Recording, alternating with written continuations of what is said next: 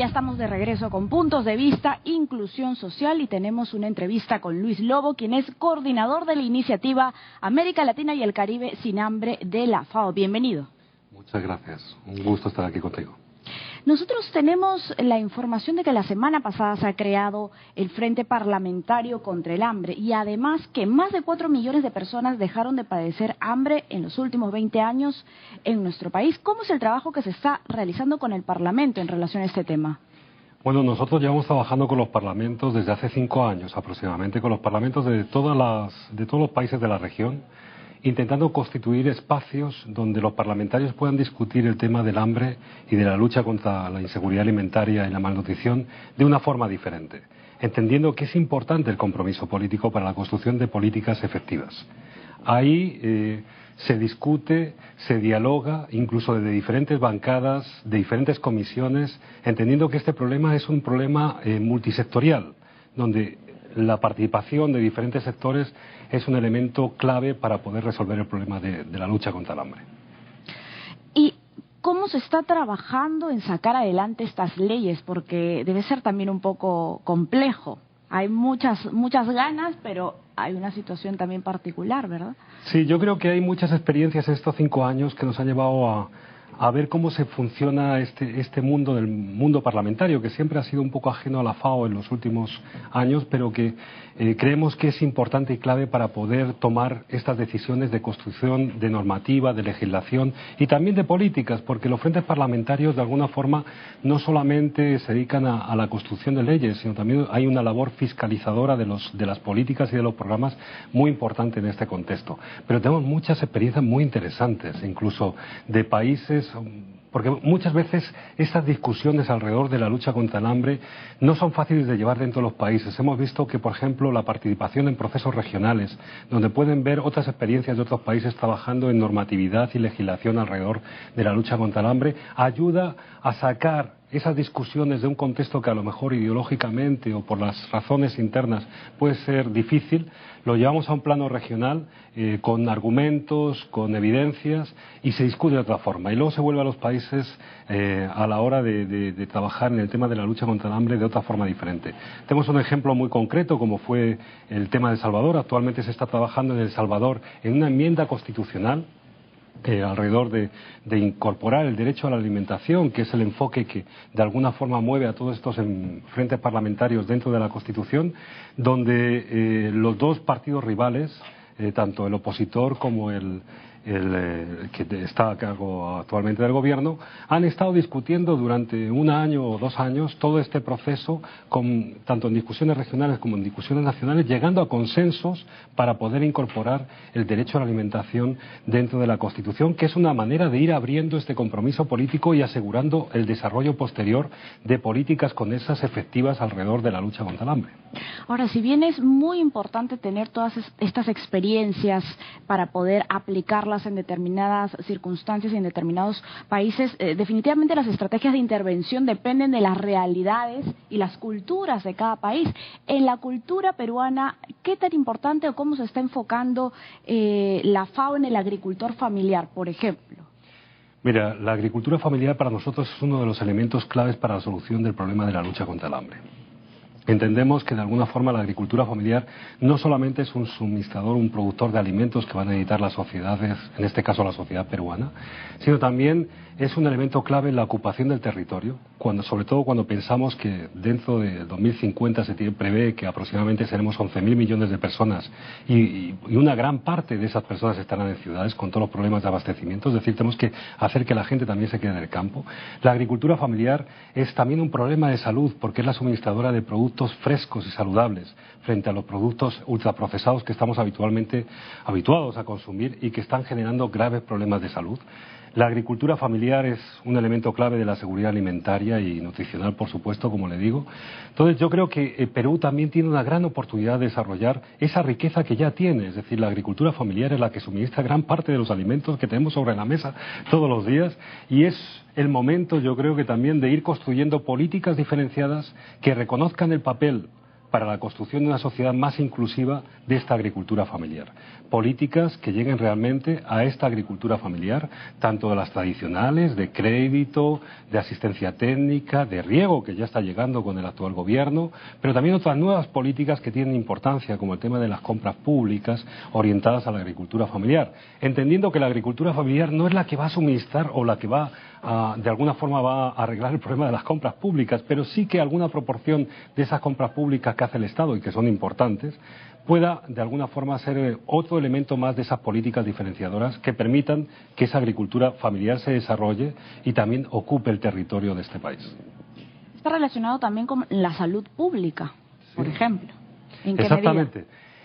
Nosotros decimos que debido al papel que tiene la agricultura al suministrar principalmente alimentos saludables y frescos, principalmente frutas, verduras, en donde tiene un papel muy importante, tiene un valor en la salud pública. ¿Por qué? Porque uno de los grandes problemas que estamos teniendo en la región es el sobrepeso y la obesidad. Hemos hecho grandes esfuerzos a la hora de ir reduciendo la desnutrición crónica infantil, pero empezamos a tener en los países de la región un problema de sobrepeso y obesidad, producido principalmente por estos nuevos hábitos alimenticios que tienen que ver con el consumo de productos ultraprocesados, ricos en sales, ricos en carbohidratos, etcétera, que de alguna forma están generando unos problemas de salud importantes en nuestros niños, en nuestros adultos. Y reitero el tema de los niños porque me parece importante cuando estamos pensando en una sociedad del futuro y en la sostenibilidad de la sociedad. En estos momentos, esta agricultura familiar es capaz de proveer esos alimentos saludables. El incorporar estas políticas diferenciadas dirigidas a la agricultura familiar es un elemento que puede ayudar mucho a una mejor sostenibilidad de las sociedades, en este caso la peruana, y ayudar también a que estas sociedades eviten tener problemas de salud y costes importantes relacionados con la salud, sobre todo con las enfermedades crónicas no transmisibles, como diabetes, enfermedades coronarias. Además, hay que tener en cuenta que estos niños que sufren desnutrición crónica infantil son en general los niños que luego también sufren sobrepeso, porque el cuerpo al estar en un momento de estrés, cuando luego tú le das un montón de carbohidratos o también un montón de sales, reacciona acumulando todo ese alimento y tenemos niños vulnerables que han sido desnutridos y luego pasan a ser obesos y con problemas de obesidad. Y llegando incluso, y eso en nuestro gran aliado en todo este proceso, que es la Organización Mundial de Salud, a existir problemas de malnutrición. De malnutrición, exactamente, pero problemas de salud. Es decir, cada vez se ven más frecuentemente ataques cardíacos en niños. Ese tipo de cosas ya nos van avisando de que tenemos que tomar acciones. Y en este contexto, para la FAO, la agricultura familiar es otro elemento que puede ayudar también al tema de la salud pública. A construir además sistemas alimentarios sostenibles, ¿verdad? Y ¿cuáles son los grandes desafíos, usted cree, de las políticas sociales en general? Mira, yo creo que uno de los grandes desafíos es que estas políticas sociales se tienen que enfrentar principalmente a la complejidad. Los problemas que enfrentan las políticas sociales no la pueden arreglar solamente las políticas sociales. Necesitan también de otros sectores, porque son problemas multisectoriales.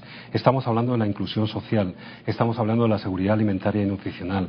Son problemas que necesitan el apoyo de diferentes sectores y no solamente un único ministerio tiene que asumir esa responsabilidad. Tiene que ser un problema de toda la sociedad. Por eso nos interesa trabajar también con los parlamentarios, porque ese es otro poder que también tiene otro papel importante en la construcción y en la construcción de soluciones para este problema.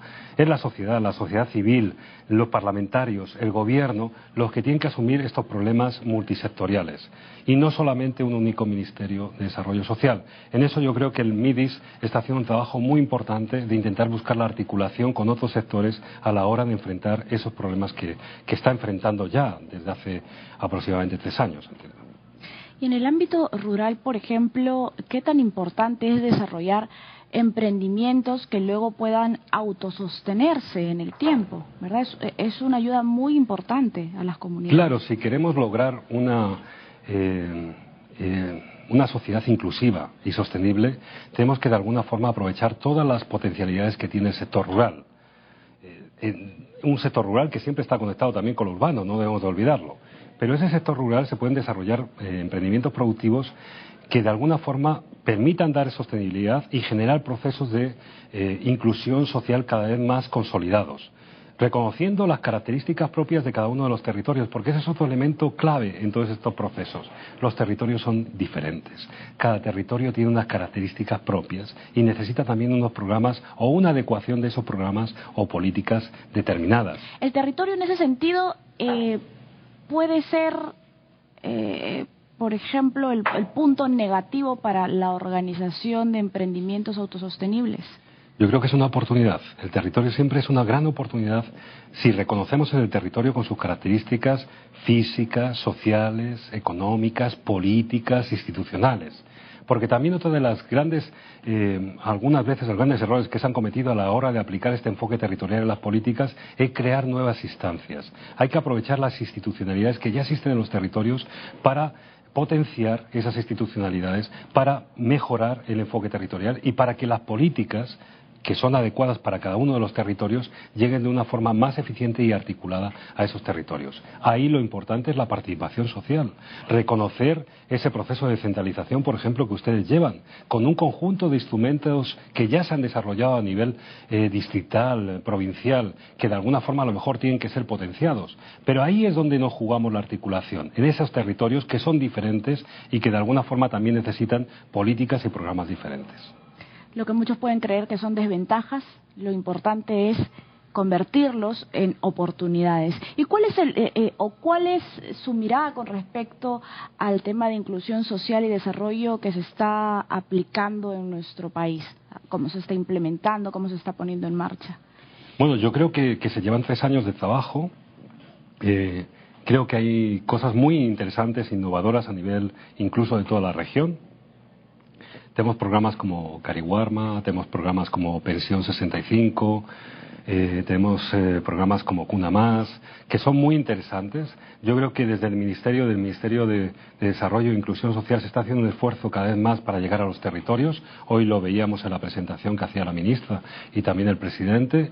Yo creo que se va por buen camino. Hay que seguir profundizando todo ese proceso y aprovechar todo lo que se ha aprendido de este país, porque este país tiene muchas cosas interesantes que mostrar a otros países en el tema del enfoque territorial.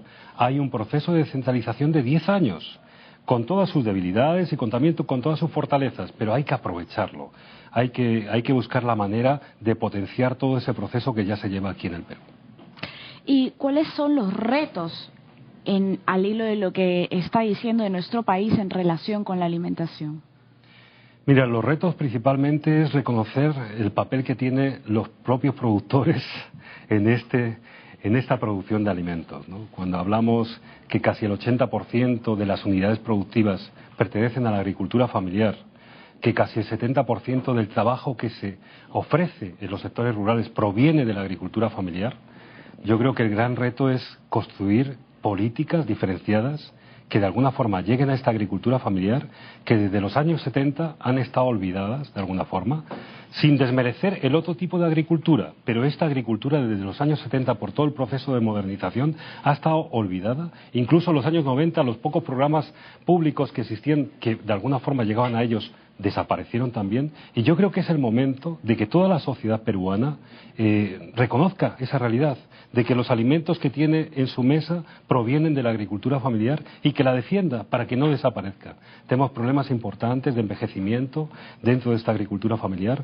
Las políticas, en el marco de estas políticas diferenciadas de agricultura familiar, tendrán que tener componentes para llevar a la juventud otra vez al campo, para darle un sentido el vivir en el campo, y yo creo que ahí hay mucho que hacer todavía, donde la conjunción de actuaciones conjuntas, en este caso de ministerios como el MIDIS, del Ministerio de Agricultura, de Infraestructuras, de Hacienda, que es finalmente la que pone los presupuestos en muchos de estos programas, creo que es un elemento clave. Bien, muchísimas gracias por su participación en nuestro programa. Estuvimos con Luis Lobo, coordinador de la iniciativa América Latina y el Caribe sin hambre de la FAO. Nos vamos a una pausa y volvemos en segundos.